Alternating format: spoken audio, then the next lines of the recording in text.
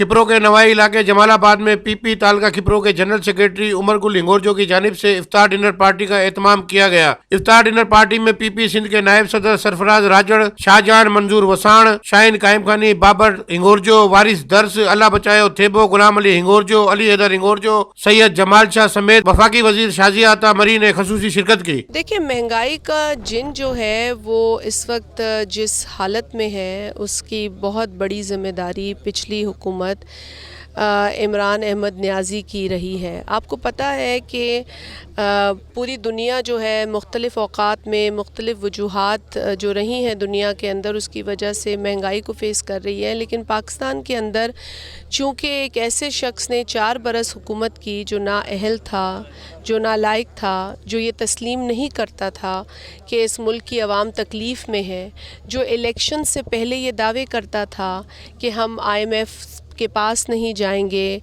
हम कोई कर्ज़ा नहीं लेंगे, हम वर्ल्ड बैंक के मुंह पर 200 अरब डॉलर मारेंगे। आपको याद है कि उसके एक साथी ने ये बड़ा ऐलान जो है वो किया था।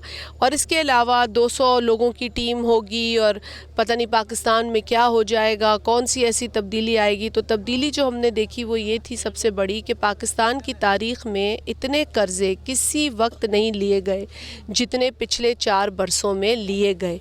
कर्ज़ों का अंबार इमरान न्याज़ी ने लगाया। उसके बाद IMF ना जाने के जो बड़ी बड़ी बातें और जो इस नहज तक बात पहुंची कि उसने कहा कि अगर जाना पड़ा तो मैं ख़ुदकुशी करूंगा। ख़ुदकुशी उसने नहीं की, वो IMF के पास दौड़ता गया और IMF के पास जाके जो शराइत जिन पर उसने जो है वो माना वो सख्त शराइत थी। सख्त तरीन शराइत पर IMF के मुआहदे पर दस्तखत किए। उस मुआहदे को ऐवान में ज़बरदस्ती लाकर उसको पास कराया, उसकी हामी ली गई। अपोजिशन उस वक्त की शोर करती रही जिसमें हम शामिल थे कि जो भी मुआहदा करें वो आवाम की जो तकलीफ़ है, जो आवाम की सिचुएशन है उसको देख के किया जाए। उनकी जो प्रायोरिटीज़ हैं, पाकिस्तान की जो प्रायोरिटीज़ हैं उनको देख कर किया जाए। लेकिन उस वक्त इमरान न्याज़ी को ये फ़िक्र नहीं थी कि पाकिस्तान के अंदर इस मुआहदे से या उसकी दीगर जो कर्ज़े लेने की जो उसको बीमारी लगी हुई थी उससे पाकिस्तान का क्या नुकसान होगा। आपको याद है कि जब ये पावर में नहीं था तो बड़े कर्ज़े गिनवाया करता था और कहता था फ़ी बंदा इतना कर्ज़ा है। जब ये आया तो इसके वक्त में एक शख्स पाकिस्तानी के ऊपर लाखों का कर्ज़ा हो गया। तो मैं देखिए अपनी ज़िम्मेदारी ये नहीं कह रही कि जो है कि हम नहीं करेंगे, लेकिन इस बात को सबके लिए समझाना ज़रूरी है कि महंगाई एक बटन दबाने से आती और जाती नहीं है।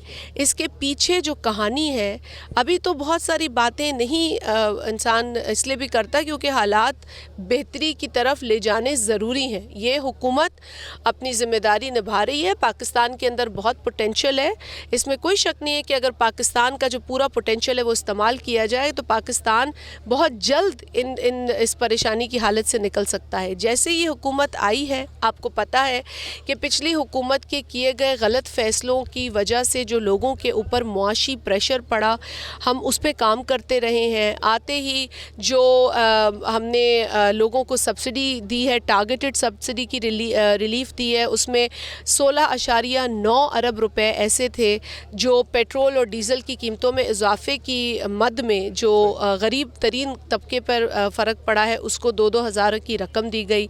उसके अलावा बेनज़ीर इनकम सपोर्ट प्रोग्राम के ज़रिए आप को पता है कि फ़्लड्स के अंदर जो सूरत हाल हुई तो 70 अरब रुपए की रकम वज़ीर आज़म पाकिस्तान ने उसका ऐलान किया और बेनज़ीर इनकम सपोर्ट प्रोग्राम के ज़रिए 2.8 मिलियन घरानों को 25,000 फ़ी घर वो रकम दी गई।